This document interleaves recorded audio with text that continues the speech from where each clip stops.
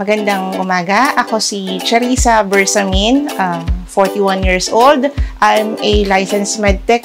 May isang anak at married for 19 years na rin. Actually, magpo 4 years na kami rito sa Pasinaya. Nalaman namin yung Pasinaya through online. Nag-scan kami sa Facebook. Actually, ako.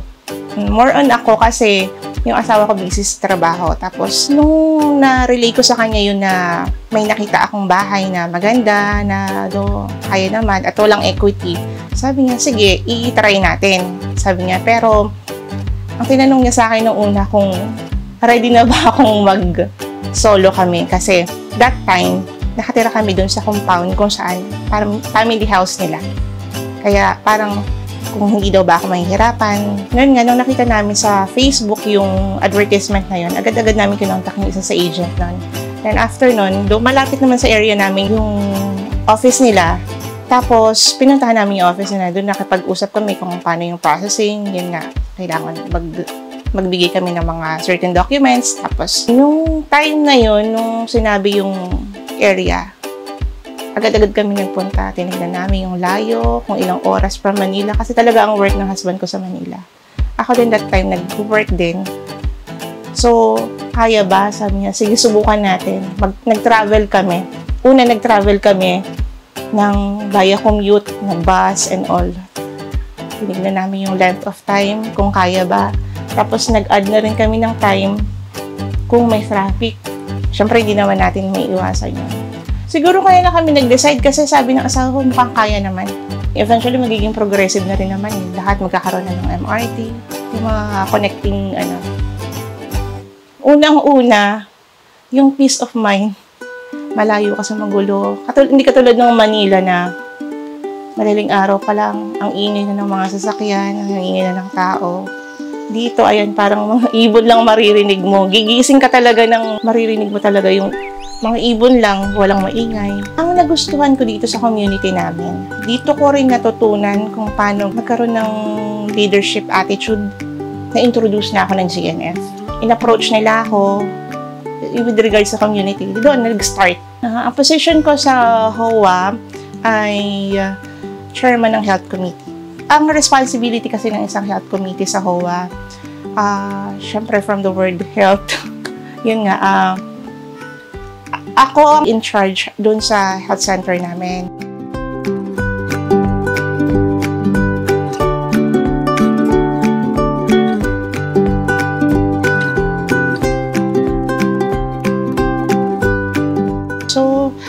So, ang current ang ginagawa ko, kapag may mga medical mission, ako yung nag-approach doon sa mga yon, and then ako din yung nagpo-post para malaman ng mga tao rito sa community namin.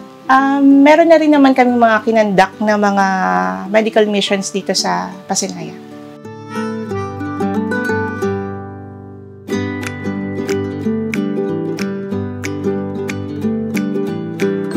Yung mga na-attendan or nasalihan ko na ng mga programs ng GNF, marami na actually. Una-una yung immersion, malaking impact sa amin yun at sa community. And pangalawa, yung Ugnay, which is ako yung chairman doon ng Ugnay. Yung experience namin sa immersion, una, mahirap. Dahil sa pag-gather pa lang ng mga poster parents, una para kasing na-intimidate sila pag sinabing mga bata, from Xavier, Inglesero, mayaman, na-intimidate yung mga homeowners dito.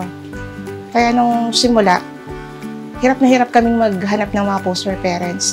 Eventually, hanggang sa nakasanayan na, okay naman na, hanggang sa sila na lang yung malapit, nag-a-approach na, ma'am, sali ako, ganun. Ang pakiramdam after nung program, immersion program, sobrang fulfilling talaga yung pakiramdam kasi natapos ng maayos, maraming nakisama, so far wala naman na maging mga negative feedback.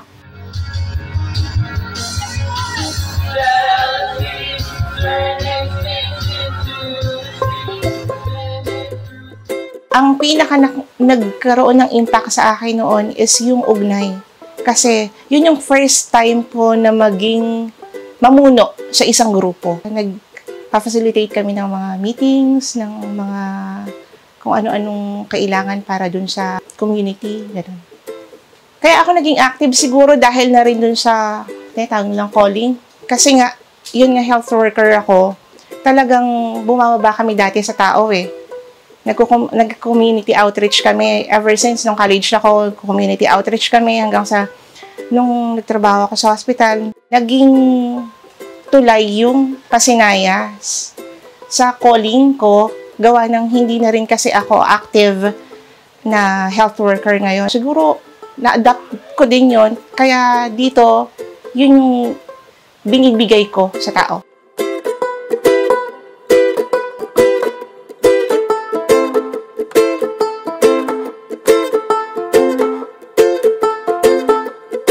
Nakatira kami dati sa Caloocan, no? Yung hirap or yung experience na experience ko during with my in-laws. Mabait naman sila, actually mabait sila, giving. Kaya lang yun nga, hindi mo talaga maiiwasan magkaroon ng misunderstanding sa bawat isa sa inyo. Kaya siguro naging deciding factor namin na maghanap kasi nga gusto namin magkaroon ng sariling amin. Yung wala dun sa dati naming bahay na nakita ko rito sa Pasinaya, sa pagkakaroon ng sarili naming bahay, hindi tawag ng privacy, yung peace of mind. Yun yung wala doon sa dati namin. Kasi nga, yun nga, may kasama kami. Yung naging impact sa amin ng pagkakaroon namin ng bahay dito sa Pasinaya, unang-una sa asawa ko, siguro mas naging close kami, tsaka yung way of thinking namin when it comes to financially, mas naging stable kasi alam na namin humandle ng pera dapat dito lang to ha, dapat dito lang to. Kasi unlike nung before, may nagbabayad ng bills namin doon. Parang wala kaming malaking responsibility unlike dito. Yung responsibility namin napakalaki. So sa amin lang, sole responsibility lang talaga namin yun.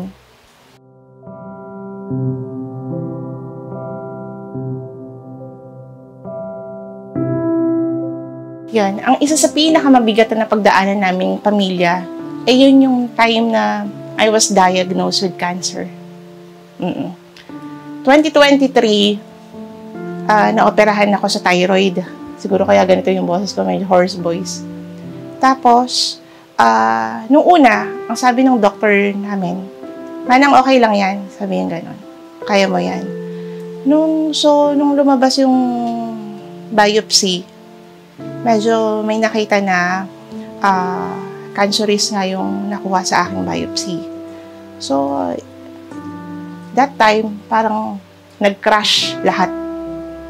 Yung isa sa pinakamahirap, actually hanggang ngayon, pinagdadaanan namin. Kasi every time na mapapagod ako, mapupuyat ako, or ma-stress ako, nagka-crash kasi yung calcium ko. Isa yan sa iniingatan namin mag-asawa. January 2023, January 2023 ng 31, January 30, oo, tama. Na-confine na ako noon. Tapos pagdating ng February, doon na nag-start yung operation ko. Bago kami umuwi, bago ako ma-discharge noon, lumabas na yung complications ng sakit ko. Pa-discharge na ako nung naka-ready na kami umuwi. Nararamdaman ko may gumagapang sa katawan ko na parang kuryente. Sabi ko, ano nangyayari? Iniisip ko, baka dun sa bed lang kasi mechanical yung bed eh. Sabi ko, hindi. Sabi ko sa husband ko, tawagin mo yung doktor, hindi ko kaya. Kasi that time yung kamay ko bumabali na gano'n. So, hindi siya normal. Sabi ko, di yun nga, sabi niya. Sabi nung pinsa niya, manang kailangan mo mag-stay sa hospital for how many days? Iko-correct natin yung calcium kasi nag-shoot down. So, yun. Kasi ang impact nun, pag nag-shoot down ng calcium ko, either mag-shoot down or tumaas, mag-stop yung heart ko. Yun yung mga naging ano. So, yun. Isa yun sa pinakamahirap na pinagdaanan namin. Akala namin isa na yun. Though, paglabas ng biopsy, mas mahirap pa pala. Kasi meron news na cancerous nga yung nandiron sa tinanggal sa akin. Ako, umiyak ako ng sobra nung nalaman ko yung findings. Umiyak ako ng sobra. Sabi ko, sana hindi na lang ako nagpa-opera. Para hindi ko nalaman. Kasi ang unang-unang inisip ko yung anak ko. Sabi ko gano'n sa kanya, hindi ko pa pwedeng iiwan yung anak ko eh. that time. Sabi ko, hindi ko pa kaya. Do, andun na may tatay niya, kaya lang, iba pa kasi yung caring ng isang nanay eh. Tapos, yung nalaman namin yung time na yun, yung asawa ko very positive siya. Yan lang. Sabi niya, kaya mo yan. Sabi niya ganun. Di naman kita iiwan eh. Yan sabi niya sa akin. Actually,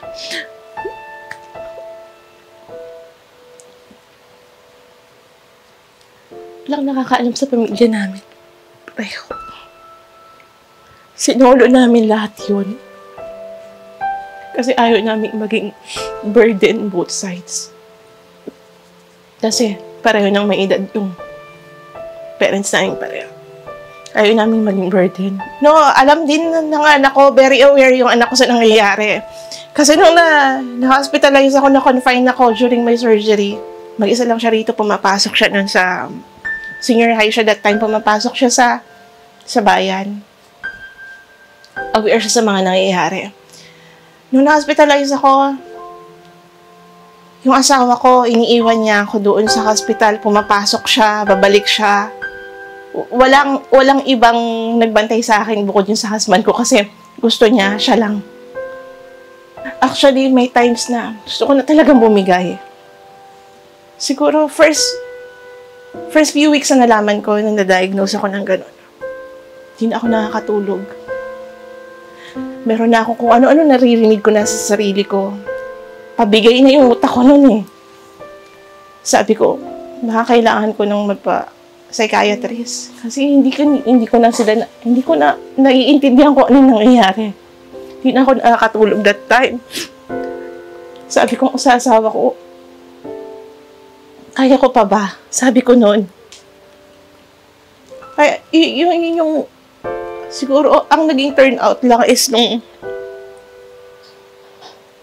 yung kaipit-bahay namin may binigay sa akin parang scriptures.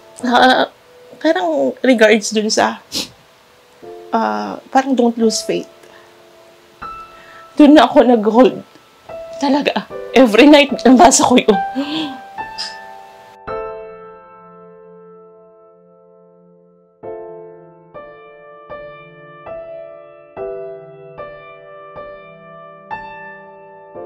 Siguro yung naging reason ko nun, kung bakit kinaya ko na hanggang ngayon, yung husband ko tsaka yung anak ko. Sabi ko nga, doon ko rin nakita kung gaano kamahal ng asawa ko. Oo, kasi kahit na may nag-volunteer na bantayan ako sa hospital kasi nga pumapasok siya, malaki kasi yung responsibility niya rin sa trabaho niya since a plant supervisor siya. Nakita ko yung pagmamahal niya ng sobra-sobra sa akin. Na papasok siya, ayaw niya pabantay ako sa iba, gusto niya siya lang.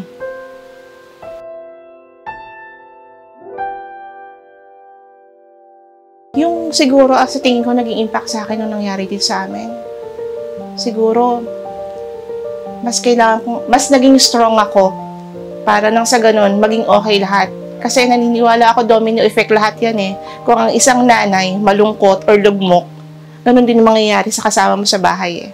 Usually, kapag nagkakasama kaming pamilya, ang nagiging bonding namin, pag nasa bahay kami at hindi kami lumalabas, nagbibideo okay kami, o kaya nanonood ng TV, o kaya nagkukulitan, o kaya kapag talagang nagkayayaan, we see to it na every Sunday talaga off ng asawa ko, lumalabas kami kumakain.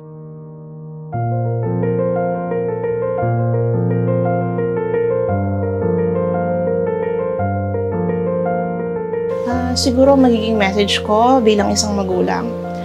Sa dami ng pinagdaanan ko, personally, kailangan maging matatag tayo para sa anak natin, para sa asawa natin, para sa sambayanan natin.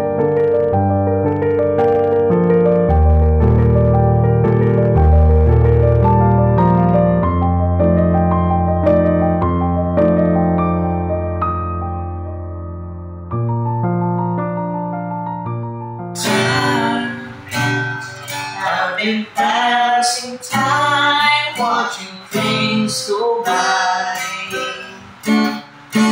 All of my life, lying on the sand, watching seabirds fly.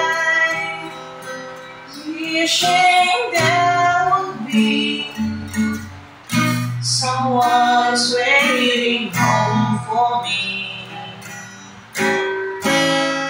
Something's telling me it might be you. It's telling me